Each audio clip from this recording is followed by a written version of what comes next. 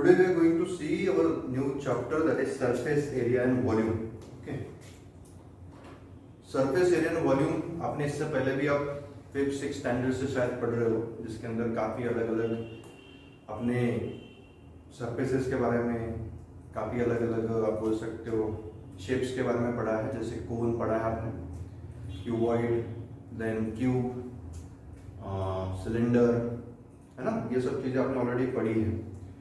इसको हम थोड़ा सा एक शॉर्ट में रिवाइज कर लेते पहले, क्योंकि अगर वो समझ में नहीं आया है आपको पहले से, अगर आप नहीं जानते उनको अच्छे से, तो ये लेसन समझना आपके लिए थोड़ा सा डिफिकल्ट हो जाएगा।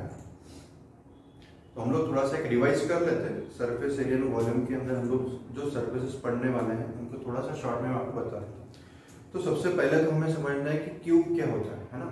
तो क्यूब का हमारे पास में एक शेप यहाँ पे अवेलेबल है ना। इस तरह का जो शेप होता है उसको हम लोग बोलते हैं क्यूब, ठीक है। तो क्यूब मतलब जिसके जैसा आपने स्क्वायर समझा ना, हम लोग जो स्क्वायर समझते हैं क्वाड्रिलेटरल्स के अंदर, ठीक है। तो हमें मालूम है कि स्क्वायर एक इस तरह का पॉलीगॉन होता है जिसके ऑल साइड्स इक्वल होते हैं, 4 साइड्स होते हैं उसमें और सभी सेम होते हैं, है ना। बट स्क्वायर की अगर बात करो तो स्क्वायर मतलब से इतना ही पार्ट हुआ, है ना। ये जो मुझे सामने से दिख रहा है ना, यही सिर्फ आपका स्क्वायर। बट मुझे चाहिए क्यूब, यस क्यूब। तो सरफेस जो हमारे पास में है ये फ्रंट, इसको आप बोलोगे स्क्वायर, है ना। बट क्यूब किसको बोलते हो? क्यूब मतलब क्या है, देखो ये पूरा जो हमारे पास में 3D डिजाइन यहाँ पे फॉर्म हुआ, इसी 3D डिजाइन को हम लोग बोलते हैं क्यूब, ठीक है।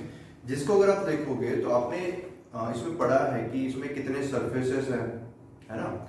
इसके बाद इसके कितने एजेस होते हैं, इसके कितने जो आपके आप बोल सकते हो कि कॉर्नर्स वर्टाइसेस होते हैं। इन सभी चीजों को आपने पढ़ा हुआ है ना। तो मैं यहाँ से इसको थोड़ा सा रिपीट कर देता हूँ, रिवाइज कर देता हूँ, ताकि अगर कोई भूल चुका है तो वो उसको याद कर ले। तो सरफेस मतलब क्या होता है? सरफेस मतलब कि प्लेन, जो हमारे पास में यहाँ पे प्लेन सरफेस यहाँ पे दिख रहा है ना, इसी को मैं बोलता हूँ सरफेस। अभी ऐसे इस क्यूब के, ठीक है, तो हमारे पास में एक क्यूब है और क्यूब के अंदर हम लोग क्या समझ रहे हैं कि इनके सरफेसेस किसको बोलते हैं, एजेस किसको बोलते हैं, वर्टाइसेस किसको बोलते हैं, ये आप ऑलरेडी समझ चुके हो ना। 6th स्टैंडर्ड से लेके तो 9th स्टैंडर्ड तक आपने ये पढ़ा हुआ है। बट यहाँ पे मैं आपको शॉर्ट में इसको थोड़ा सा रिवाइज कर रहा हूँ, है ना। ये जो मेरे पास में क्यूब है, इनको आप सरफेसेस अगर गिनना चाहो तो देखो, ये वाला एक फर्स्ट सरफेस हो गया, इसके बाद में सेकंड, थर्ड एंड फोर्थ, ये हो गए इसके 4 सरफेस, एक अपर सरफेस और एक नीचे है। मतलब टोटल मेरे पास में 6 सरफेस अवेलेबल है एक क्यूब के अंदर, है ना। तो इसी तरह से आप हर एक डायग्राम के लिए उसके सरफेसेस के नंबर्स को फाइंड आउट कर सकते हो। ये आप पहले से आप जानते हो, 8th स्टैंडर्ड में आपको काफी अच्छे से डिटेल में ये समझाया है।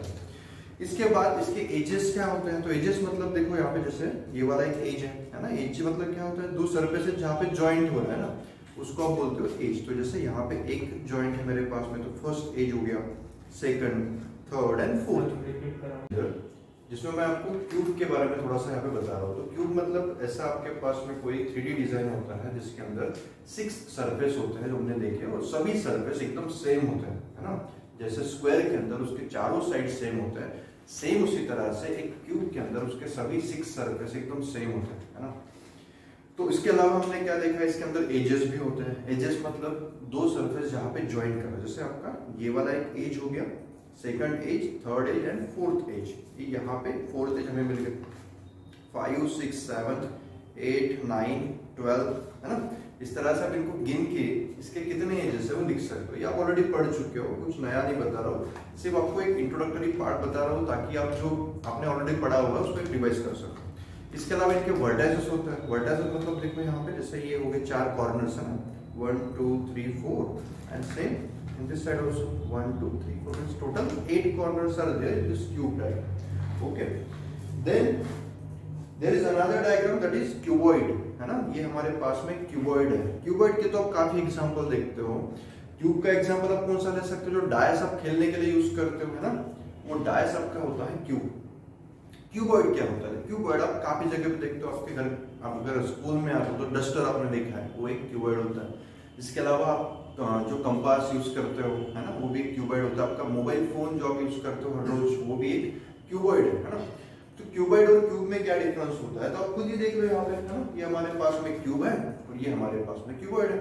अगर आप दोनों को चेक करोगे तो दोनों के अंदर नंबर ऑफ सरफेसेस तो सेम ही है ना, number of surfaces are same in both this cube and cuboid, but the difference is in case of cube it's all sides and all surfaces are equal, है ना, we can see it, but in case of cuboid you can see only opposite sides are equal, है ना, जैसे आप एक rectangle के अंदर देखते हो जिसके अपोजिट साइड इक्वल हो जाता है ना, अगर रेक्टेंगल को हम 3D में बना देना तो वही हमारा क्या हो जाता है, क्यूबॉइड। समझ में आ रहा है आपको?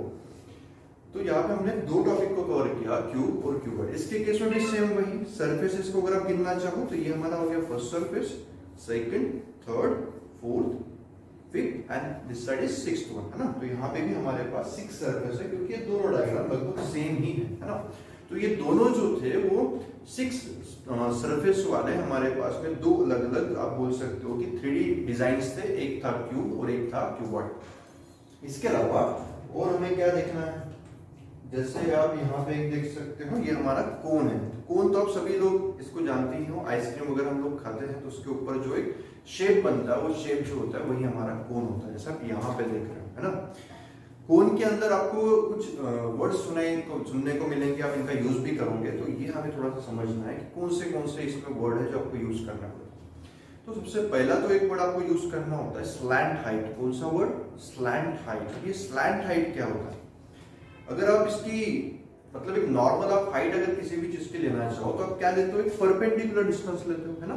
जैसे ये टॉप है और ये इसका बॉटम है, तो टॉप से लेके बॉटम तक अगर मैं एक परपेंडिकुलर डिस्टेंस इस तरह से निकालूं तो वो डिस्टेंस होता है उसका एक्चुअल हाइट, है ना, हाइट ऑफ द कोन। और या फिर किसी भी क्यूबॉइड का निकाल लो, क्यूब का निकाल लो, वो क्या होता है, एक ऊपर वर्टाइसेस से लेके तो नीचे तक एक परपेंडिकुलर डिस्टेंस जो भी आपके पास में होता है उसको हम लोग बोलते हैं हाइट। अब ये स्लैंट हाइट कौन सा नया कंसेप्ट आ गया? तो स्लैंट हाइट का मतलब होता है जो आपके पास में ये स्लाइड फॉर्म में आप जो दिख रहे हो या फिर थोड़ा सा जो है तिरछा जो हमारे पास में एक पोर्शन है कोन के अंदर, मतलब आप बोल सकते हो कि अगर मैं इसको ऐसा एक राइट एंगल ट्रायंगल बनाऊं, है ना, आप देख पा रहे होंगे यहाँ पे, अगर मैं यहाँ से स्ट्रेट लाइन इधर से स्ट्रेट लाइन वैसे ज्वाइन करूँ तो एक राइट एंगल ट्रायंगल बनता है। तो उस राइट एंगल ट्रायंगल का हाइपोटेनस मतलब उसका क्या होता है, स्लैंट हाइट, है ना। तो इस केस में, इस कोन के केस में ये जो यहाँ पे हमें टेढ़ी या फिर आप बोल सकते हो कि स्लाइडिंग जो एक हमें सरफेस दिखता है उसका जो भी डिस्टेंस होगा, एक तिरछा डिस्टेंस, उसको आप बोलते हैं वो स्लैंट हाइट ऑफ अ कोन। तो ये होता है हमारे कोन का स्लैंट हाइट, जिसका हम यूज अलग अलग एग्जांपल्स के अंदर करने वाले हैं, तो हमें ये पता होना जरूरी है।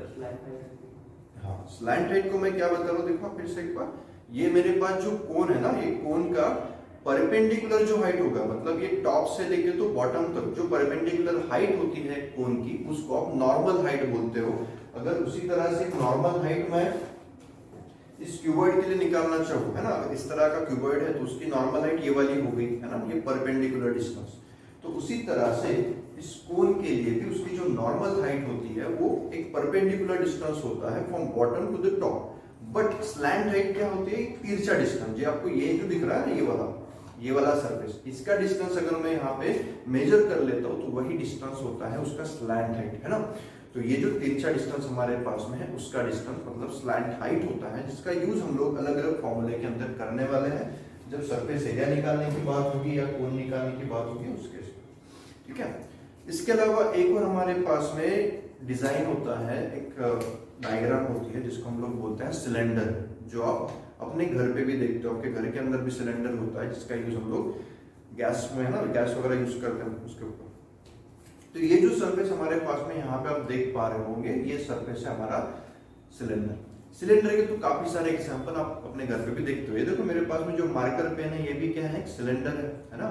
इसके अलावा आपकी जो पानी की बोतल होती है, अगर उसका ऊपर का सरफेस अगर हम एकदम छोटा सा ना करें तो वो भी एक सिलेंडर ही है। इसके अलावा जो पाइप हमारे घर में होता है ना, पर वाटर के लिए वगैरह जो पाइप हम लोग यूज करते हैं वो भी क्या होता है, सिलेंडर होता है। ग्लास सिर्फ एक तरह का सिलेंडर हो सकता है, अगर वो ग्लास पूरा सेम है ऊपर से लेकर नीचे तो ऐसे अगर मतलब कम होते हुए नहीं जा रहा उसका एरिया तो वो भी एक सिलेंडर ही होता है। ठीक है। तो यहाँ पे हमारे पास एक काफी आइडियल सिलेंडर मैंने यहाँ पे आपके लिए बनाया हुआ है। तो ये जो सिलेंडर है, ये जो डायग्राम हमारे पास में है, इसी को बोलते हैं सिलेंडर। ठीक है। अगर सिलेंडर के लिए सरफेसेस की बात की जाए तो यहाँ पे प्लेन सरफेस हमारे पास दो ही है ना, आप देख पा रहे होंगे। एक प्लेन सरफेस यहाँ पर है हमारे पास में और एक प्लेन सरफेस यहाँ पे। तो यहाँ पे इसके सरफेस हमारे पास में 2 ही मिल रहे हैं हमें। ठीक है। इसके अलावा और जो है तो यहाँ पे हमें थोड़ा सा एक और चीज को समझना है कि आपको कभी कभी क्वेश्चन के अंदर पूछा जाता है सरफेस एरिया, कभी कभी पूछा जाता है कर्व सरफेस एरिया, कभी कभी पूछा जाता है टोटल सरफेस एरिया, कभी आता है वॉल्यूम, है ना। तो ये सभी वर्ड्स को मैं यहाँ पे थोड़ा सा आपको क्लियर कर देता हूँ कि कौन सी चीज को क्या बोलते हैं, है ना। अगर ये मेरे पास में क्यूबॉइड है और इस क्यूबॉइड के लिए आपको टोटल सरफेस एरिया पूछा जाए, मैंने क्या बोला, ये मेरे पास में एक क्यूबॉइड है और इस क्यूबॉइड का आपको टोटल सरफेस एरिया पूछा जाए, तो टोटल सरफेस मतलब क्या, तो हमने पहले भी पढ़ा है, इस क्यूबॉइड के अंदर टोटल सरफेस कितने हैं, 6 है, मैंने समझा है ना, 1 2 3 4 5 एंड 6। तो 6 सरफेस इसके पास में है, मतलब आपको क्या करना होगा, इन सभी 6 सरफेस का आप एरिया निकाल दो, है ना, और उस एरिया को ऐड अप कर दो, आपको मिल जाएगा टोटल सरफेस एरिया, है ना। तो काफी सिंपल है, जो हमारे पास में जितने भी सरफेस इस डायग्राम के अंदर आपको दिख रहे हैं, इस डिजाइन के अंदर दिख रहे हैं, उन सभी सरफेसेस को ऐड कर दोगे, है ना, उसमें बोला ही तो है टोटल सरफेस, तो आप सबका एरिया निकाल दोगे। बट कभी कभी क्वेश्चन जो है वो इस तरह से आता है कि जैसे मेरे पास में ये रूम बना हुआ है ना, और मुझे क्या करना है, इस रूम को पूरी पेंटिंग करानी है, ठीक है। तो पेंटिंग कराने के लिए मुझे कितना पेंट लगेगा, इस तरह के जो क्वेश्चन आते हैं, तो इसमें आप एक चीज को समझो कि जो आप पेंटिंग करा दो तो फ्लोर को पेंट नहीं करते। तो हमारे पास में जो है क्यूबॉइड है, अगर वो बोले आपको कि इस क्यूबॉइड का टोटल सरफेस एरिया निकाल के दिखाइए, तो टोटल सरफेस मतलब क्या, हमारे पास में टोटल 6 सरफेस है ना इसमें, तो आप क्या करोगे, सभी 6 सरफेस का एरिया ऐड अप कर दोगे, आपको मिल जाएगा total surface area of cuboid.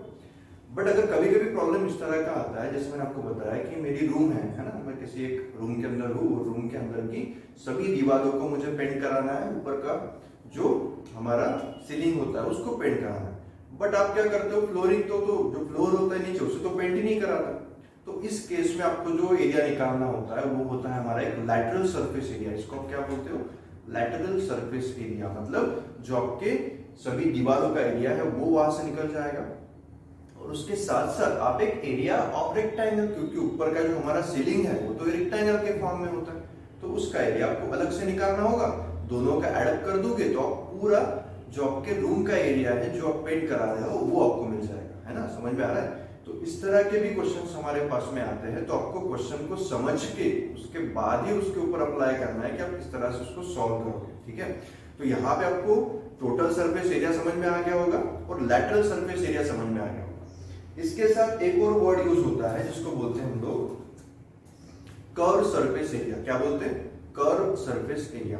Lateral surface area किसके लिए, जैसे वॉल होगी तो वॉल एक प्लेन सरफेस है, तो उसका एरिया निकालते समय वर्ड आएगा लैटरल सरफेस एरिया। बट आप सिलेंडर का एरिया निकाल रहे हो, देखो ये सिलेंडर है हमारे पास में, इसका ये जो सरफेस है ये प्लेन है क्या, नहीं है, ये तो प्लेन ही नहीं है, फिर इसको आप लैटरल नहीं बोल सकते। तो इसके लिए जो वर्ड आएगा वो आएगा आपका कर्व सरफेस एरिया, है ना। तो ये जो हमारा सिलेंडर होता है इसका एरिया अगर आपको निकालने की जरूरत पड़ी, ऊपर का अगर जैसे ये कब आता है, जैसे कोई हमारे पास में बॉटल है, समझ लो, है ना, बॉटल है, या कोई हमारे पास में डब्बा है टीन का बना हुआ, और उसका जो ऊपर का जो हिस्सा है मतलब उसको ढक्कन ही नहीं है ना, तो उस केस में आपको क्या निकालना होता है, कर्व सरफेस एरिया निकालना होता है और बेस का एरिया निकालना होता है, बराबर।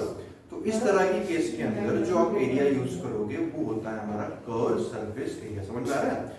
तो लैटरल सरफेस एरिया एक आप वॉल के लिए मतलब प्लेन सरफेस के लिए यूज करोगे, और कर्व एरिया जब भी आएगा तो वहां पे आपको वर्ड देखने को मिलेगा कर्व सरफेस एरिया, है ना। अगर आपके सिलेंडर के लिए कर्व सरफेस एरिया पूछा जाए तो आप एरिया ऑफ ये कर्व सरफेस एरिया का फॉर्मूला लगा दोगे, और नीचे क्या है, सर्कल है, तो उसमें एरिया ऑफ सर्कल ऐड करना पड़ेगा, समझ में आ रहा है।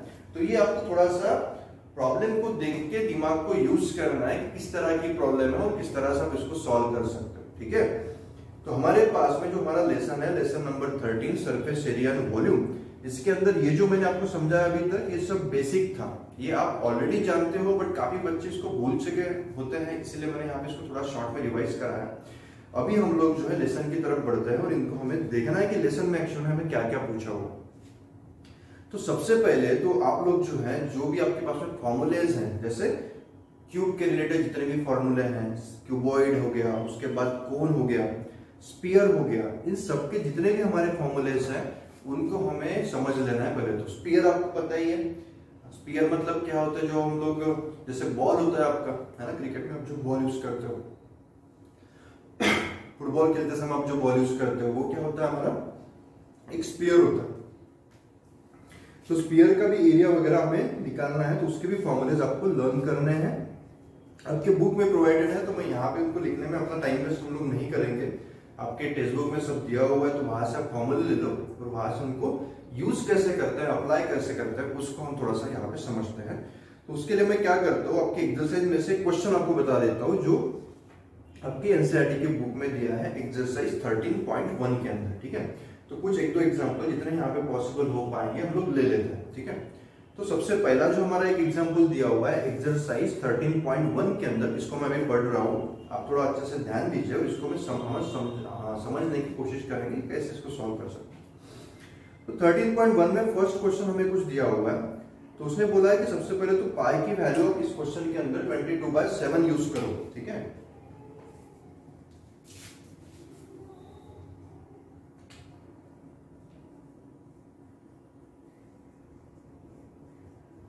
पाई की वैल्यू हमें दी हुई है 22/7। Then question is like this, two cubes each of volume 64 centimetre cube. उसने क्या बोला है, हमारे पास में दो क्यूब्स है, दोनों क्यूब का वो एरिया वॉल्यूम दिया हुआ है। ठीक है, ये वॉल्यूम क्या होता है वो मैं समझाना आपको बताना भूल गया, तो वॉल्यूम बता दे। तो जैसे ये देखो, ये मेरे पास में डस्टर है। डस्टर क्या होता है, एक क्यूबॉइड है ना, मैंने आगे आपको समझाया। ठीक है, ये डस्टर हमारा क्यूबॉइड है। इस क्यूबॉइड के अंदर, इस डस्टर के अंदर कितनी एयर आप इसके अंदर ऑक्यूपाई कर सकते हो, मतलब मैंने ठूस ठूस के इसके अंदर एयर भर दी, तो मैं मैक्सिमम ज्यादा से ज्यादा कितनी एयर इसके अंदर भर सकता हूँ, इसी को बोला जाता है उसका वॉल्यूम, है ना। मतलब किसी भी चीज में आप किसी क्वांटिटी को कितना भर सकते हो मैक्सिमम, है ना, वही उसका वॉल्यूम होता है। तो उसकी एक लिमिट होती है, उस लिमिट के बाहर आप उसमें उसको फिलअप नहीं कर पाओगे, उसी को हमें फाइंड आउट करना होता है वॉल्यूम के अंदर। ठीक है ना, तो देख लेते हैं।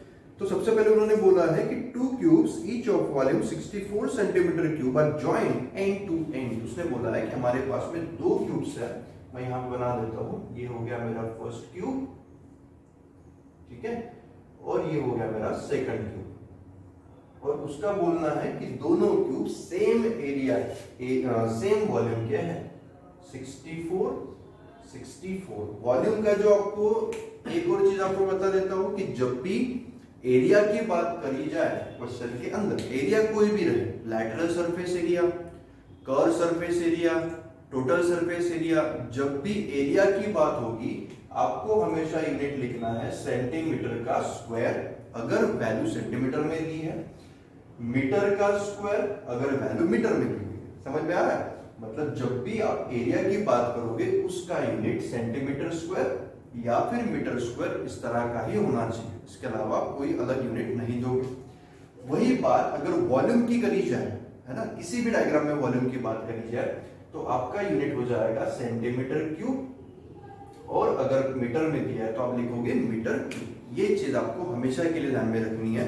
क्वेश्चन आपका किसी भी चीज के ऊपर बेस रहा है, सरफेस के ऊपर रहेगा तो सेंटीमीटर क्यूब या फिर मीटर, सेंटीमीटर स्क्वायर या फिर मीटर स्क्वायर, और अगर वॉल्यूम के रिलेटेड रहेगा तो सेंटीमीटर क्यूब या फिर मीटर। ये आप थोड़ा सा ध्यान में रखोगे। ठीक है, तो फिर से हम वापस आते हैं हमारे क्वेश्चन पे। तो क्वेश्चन में वो क्या बोल रहा है कि हमारे पास में दो क्यूब्स है, दोनों का वॉल्यूम है 64 centimetre cube and join end to end, find the surface area of resulting cuboid. तो आपको क्या करने के लिए बोला है उसने, रिजल्टिंग क्यूबॉइड का सरफेस एरिया निकालने के लिए बोला है। तो उसके लिए आपको दो फॉर्मूले पता होने चाहिए। सबसे पहले तो उसने बोला है वॉल्यूम ऑफ क्यूब, तो मैं यहाँ पे सबसे पहले फॉर्मूला लिख लेता हूं वॉल्यूम ऑफ क्यूब का। तो हमारे पास में पहला फॉर्मूला है जो है वॉल्यूम ऑफ क्यूब, और दूसरा हमें जो फॉर्मूला यूज करना पड़ेगा सरफेस एरिया ऑफ क्यूब। तो जब भी सरफेस एरिया अगर मैं सिर्फ बोलता हूं तो इसका मतलब होता है टोटल सरफेस, है ना। सिर्फ सरफेस एरिया जब भी बोला जाए किसी भी क्वेश्चन के अंदर तो वो आप वहां पे क्या करोगे, टोटल सरफेस एरिया लो। ठीक है, तो यहाँ पे ध्यान दीजिए, जो सबसे पहला हमारा है volume of cube. Volume of cube का फॉर्मूला हमारे पास में होता है ए क्यूब। क्या फॉर्मूला है हमारे पास, ये सभी फॉर्मूले आपको लर्न करने होंगे, ये क्यूब के रिलेटेड हो जाए, क्यूबॉइड के हो जाए, सभी आपको लर्न करना। उसके बाद टोटल सरफेस एरिया का भी जो हमारे पास में फॉर्मूला है, टोटल सरफेस एरिया का भी फॉर्मूला हमें यहाँ पे यूज करना पड़ेगा जो यहाँ पे दिया हुआ है। ठीक है, तो वो हम देख सकते हैं, फिर इसके ऊपर से बना भी सकते हैं। टोटल सरफेस एरिया जो यहाँ पे हो जाएगा क्यूब का फॉर्मूला हमें यूज नहीं करना पड़ेगा। क्यों? क्योंकि देखो कि जो हमारे पास में पहले दिया हुआ था वो तो क्यूब था, बट जब मैंने दोनों क्यूब को एक दूसरे के साथ ज्वाइन कर दिया तो यहाँ पे क्या फॉर्म हो रहा है हमारे पास में, क्यूबॉइड फॉर्म हो रहा है। देख रहे हो ना, ये जो है मेरा फर्स्ट क्यूब था और ये जो है मेरा सेकंड क्यूब था। दोनों क्यूब को ज्वाइन करते करते बराबर यहाँ पे एक रेक्टेंगल के जैसा आपको शेप दिख रहा है। तो रेक्टेंगल के जैसा मतलब इस तरह का जो हमारा शेप होता है, इस शेप को हम लोग क्या बोलते हैं, क्यूबॉइड, है ना। तो इसीलिए आप लोग जो यहाँ पे फॉर्मूला यूज करोगे वो एरिया ऑफ क्यूबॉइड का होगा, या फिर हम लोग एक फॉर्मूला को तैयार भी कर सकते हैं इस डायग्राम को देख के, है ना। तो देख लो पहले, सबसे पहले वॉल्यूम ऑफ क्यूब का जो हमारे पास में फॉर्मूला है वो मैंने लिख दिया ए क्यूब, ठीक है। तो उसने क्वेश्चन को क्या बोला, एक बार फिर से रिवाइज कर लेता हूं मैं। 2 cubes each of volume 64 centimetre cube. और जहां तक आपको क्या बताया कि प्रॉब्लम के अंदर उसने बोला हुआ है कि हमारे पास में 2 क्यूब्स थे। फर्स्ट क्यूब का जो हमें वॉल्यूम दिया था वो दिया था 64 सेंटीमीटर क्यूब, सेकंड क्यूब का भी वॉल्यूम दिया था 64 सेंटीमीटर क्यूब। तो मैं सबसे पहले क्या कर लेता हूं, इसके ऊपर से मतलब इसी वॉल्यूम के ऊपर से उसकी साइड को फाइंड आउट कर लेता हूं, है ना। जो मेरे पास में ये क्यूब है, अगर मैं इस क्यूब की साइड को फाइंड आउट कर लूं तो बाद में मैं उसके एरिया को भी फाइंड आउट कर सकता हूं। तो देखो कैसे करना है, वॉल्यूम ऑफ क्यूब होता है ए क्यूब, है ना। तो मैं यहां से क्या करता हूं, ए की वैल्यू निकाल लेता हूं। ए मतलब क्या हो जाएगा, ए मतलब आपकी साइड, है ना। ये जो क्यूब है हमारे पास में ए ए ए, ये सभी इसकी जो साइड है वो सभी साइड इक्वल ही होती है। तो अगर वॉल्यूम की वैल्यू ए का क्यूब है तो साइड जो होगी वो क्या हो जाएगी, ए हो जाएगी। तो मैं यहाँ पे ए को निकाल लेता हूँ। ए मतलब क्यूब रूट ऑफ 64, है ना। तो 64 का क्यूब रूट क्या होता है, 64 को हम अगर 4 इसमें लिखे यहाँ पे, है ना, 64 का क्यूब रूट क्या होता है बताओ जरा, कौन बताता है। क्यूब रूट ऑफ 64 क्या आएगा, कमेंट बॉक्स में लिखो किस किस को पता है। यस, क्यूब रूट ऑफ 64 4, हाँ, और फिर सोन दूसरे को पता है, सभी को पता है ना, ठीक है। तो क्यूब रूट की जो वैल्यू हमारी यहाँ पे आएगी, आप 64 का अगर क्यूब रूट निकाल दो तो वो आएगा आपका 4। इसको किस में लिखोगे, सेंटीमीटर में। जब भी साइड की बात करी जाए, लेंथ की बात आपके पास होगी, है ना, ये चीजों को ध्यान में रखना है। लेंथ साइड जब भी पूछी जाए हमेशा सेंटीमीटर में, मीटर में लिखोगे। एरिया जब भी पूछा जाए स्क्वायर में लिखना है, सेंटीमीटर स्क्वायर या फिर मीटर का स्क्वायर। और अगर वॉल्यूम पूछा जाए तो वॉल्यूम के लिए आप सेंटीमीटर क्यूब या फिर आप लोग मीटर का क्यूब, जो भी आपको दिया उस हिसाब से। तो यहाँ पे हमने साइड को यहाँ पे फाइंड आउट कर लिया है, 4 सेंटीमीटर की हमारे पास में साइड है। अभी इसके बाद उसने क्वेश्चन में वॉल्यूम नहीं पूछा है, अभी जो क्वेश्चन में पूछ रहा है वो क्या पूछ रहा है, area, surface area of the resulting cuboid. मतलब इस क्यूबॉइड का आपको टोटल सरफेस एरिया निकालने के लिए बोला है। तो इसको थोड़ा मैं क्यूबॉइड के जैसे बना दूं ताकि आपको समझने में थोड़ी आसानी हो जाए। क्यूबॉइड कुछ इस तरह का होता है ना, देखो इस तरह का जो सरफेस होगा हमारे पास में वो होता है क्यूबॉइड। जैसे ये हमारे पास में डस्टर, ठीक है। तो डस्टर के अंदर ये क्या है समझ लो, देखो ये जो क्यूबॉइड है इसके 2 पार्ट, इधर का एक पार्ट मतलब आधा क्यूब और उधर का एक पार्ट मतलब आधा क्यूब। इस तरह से हमने 2 हाफ क्यूब्स को ज्वाइन करके एक पूरा क्यूबॉइड बना है, ऐसा समझ लो। तो उससे क्या होगा, देखो यहाँ पर ये जो मेरे पास में कंप्लीट वाली सीधी साइड है ये तो हो गई ए, है ना। इसको अगर मैं 20 से यहाँ से 2 पार्ट्स में डिवाइड करूं तो वही 2 पार्ट्स होंगे आपके 2 क्यूब, है ना। तो ये हो गया ए, ये भी मेरा ए है, ये वाला जो पार्ट है ए है, यहां से यहां तक का, और यहां से यहां तक भी क्या होगा, ए ही होगा, है ना। ये फिर से हाइट जो मुझे मिलने वाली है वो कितनी होगी, ए होगी, ठीक है। समझ में आ रहा है मैंने क्या क्या लिखा हुआ यहाँ पे, ठीक है। वॉइस का इशू बहुत ज्यादा आ रहा है आज, नेटवर्क प्रॉब्लम हो सकता है मे भी। रिकॉर्डेड वीडियो बाद में देख लीजिएगा, मैं यहाँ पे कंटिन्यू कर लेता हूँ इस टॉपिक को। एक प्रॉब्लम तो कम से कम कंप्लीट कर लेना। तो यहाँ पे मैंने क्या किया, हमारे पास 2 क्यूब्स थे, दोनों क्यूब को इस तरह से ज्वाइन कर दिया। तो ये एक साइड मेरी ए है ना, ये इधर की साइड भी ए है, और ये यहाँ पे से 2 क्यूब्स ज्वाइन हो रहे, तो या इसका साइड और उसका साइड दोनों का मिला के हमारे पास में 2a हो जाएगा, है ना। अभी मैं इसका एरिया निकाल लेता हूँ, कोई फॉर्मूला यूज नहीं करूंगा फिलहाल। तो मैं इसके ऊपर से एरिया कैसे निकालोगे हम देख लेते हैं, देखो, है ना। एरिया ऑफ क्यूबॉइड जो यहाँ पे फॉर्म हुआ है, ठीक है। तो देखो यहाँ पे क्या क्या है हमारे पास में, कितने सरफेस है, देखो एक बार, ये जो है ना यही क्यूबॉइड है मेरे पास, ठीक है। तो क्यूबॉइड के अंदर हमारे पास में कितने सरफेसेस है, उस सभी सरफेस का एरिया हमें यहाँ पे ऐड अप करना होगा, ठीक है। तो देखो यहाँ पे हमारे पास 6 सरफेस है, एक तो ये हो गया और ये एक दूसरा हो गया, ठीक है, ये थर्ड और ये फोर्थ। तो हमारे पास 4 सरफेसेस है जिनका एरिया एकदम सेम टू सेम है ना, इसका एरिया सेम होगा, इसका भी सेम, इसके पीछे वाला और नीचे वाला, ये सभी एरिया एकदम सेम होंगे ना। देखो यहाँ पे आप देख रहे हो, इसका सरफेस एरिया, इसका एरिया, ये वाला एरिया और ये वाला एरिया, ये सभी एरिया एकदम सेम होंगे। तो मैं इनको सभी को ऐड कर लेता हूँ। तो देखो क्या होगा, 4 टाइम्स ऑफ कौन से एरिया का, देखो यहाँ पे ये क्या है, मेरा रेक्टेंगल है ना, देखो यहाँ पे ये क्या है, मेरा रेक्टेंगल। तो रेक्टेंगल का एरिया क्या होता है, लेंथ मल्टीप्लाई बाय ब्रेथ, है ना। तो लेंथ मेरे पास में कितनी है, a प्लस ए मतलब 2a, सही है। और ब्रेथ कितनी है इसकी, a। समझ में आया कि मैंने क्या किया है यहाँ पर। मेरे पास में अगर मैं किसी क्यूबॉइड का एरिया निकालूं तो मेरे पास टोटल 6 साइड होती है। मतलब समझ लो कभी कभी अगर आपके पास में फॉर्मूला आपको लर्न ही नहीं है तो बिना फॉर्मूले के भी आप क्वेश्चन को सॉल्व कर सकते हो। तो ये मेरे पास जो क्यूबॉइड है इसकी मैंने आपको बोला कि 6 सरफेस होते हैं, तो 4 सरफेस तो एकदम सेम ही है ना।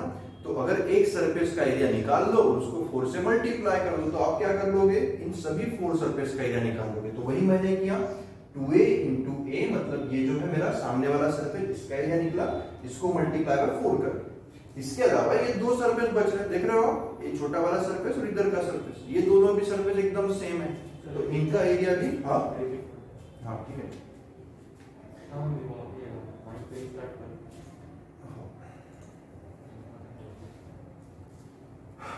तो देखो हमने क्या कर रहे हैं, हम लोग इस क्यूबॉइड का एरिया निकाल रहे हैं, ठीक है। क्यूबॉइड का एरिया निकालने के लिए आप क्यूबॉइड के एरिया का फॉर्मूला भी यूज कर सकते हो, या फिर हम लोग जो है इसका, अगर आपको फॉर्मूला नहीं पता, मतलब किसी भी डायग्राम के लिए आप इसको भी यूज कर पाओगे, देखो है ना। तो ये जो मेरे पास में क्यूबॉइड है, इस क्यूबॉइड के टोटल 6 सरफेस होते हैं, मैंने इंट्रोडक्शन में बताया आपको। तो देखो ये वाला एक सरफेस हो गया, ये सेकंड, ये थर्ड, ये फोर्थ, ये फिफ्थ वाला और ये सिक्स्थ वाला। तो ये जो 4 सरफेस है जो आप यहाँ पे देख रहे हो, ये सभी 4 सरफेस एकदम सेम है। मतलब मैं अगर किसी एक सरफेस का एरिया निकाल दूं और मल्टीप्लाई बाय 4 कर दूं तो इन सभी 4 सरफेसेस का एरिया आपको मिल जाएगा, है ना। और बाकी बचे ये 2 सरफेस, इनका भी एरिया ऐड कर दूंगा तो पूरे क्यूबॉइड का एरिया तो निकल ही जाएगा ना। तो वही हम यहाँ पे करने की कोशिश कर रहे हैं। तो मैंने क्या कर दिया, एरिया ऑफ रेक्टेंगल मतलब 2a मल्टीप्लाई बाय a और मल्टीप्लाई बाय 4 कर दिया, तो चारों साइड के एरिया निकल जाएंगे। और प्लस इन दोनों साइड का एरिया निकालना है, तो ये तो क्या है, ये तो स्क्वायर ही है, दिख रहा है आपको। तो इसका एरिया क्या हो जाएगा, a का स्क्वायर मतलब a मल्टीप्लाई बाय a, ठीक है। वैल्यूज पुट अप करो इस क्वेश्चन के अंदर, 4 2 इंटू a की वैल्यू कितनी है मेरे पास 4, जो मैं आपको ऑलरेडी यहाँ पे बता चुका हूँ। मल्टीप्लाई बाय फिर से a की वैल्यू कितनी है 4 प्लस a का स्क्वायर मतलब 4 का स्क्वायर, ठीक है। करो इसको सॉल्व, 4 4 जा 16, 16 2 जा 32, है ना। देखो 4 4 जा 16, 16 2 जा 32, 32 मल्टीप्लाई बाय 4 है हमारे पास में, और प्लस 4 का स्क्वायर मतलब 16। करो इसको सॉल्व, कितना आंसर आता है बताओ मुझे एक बार।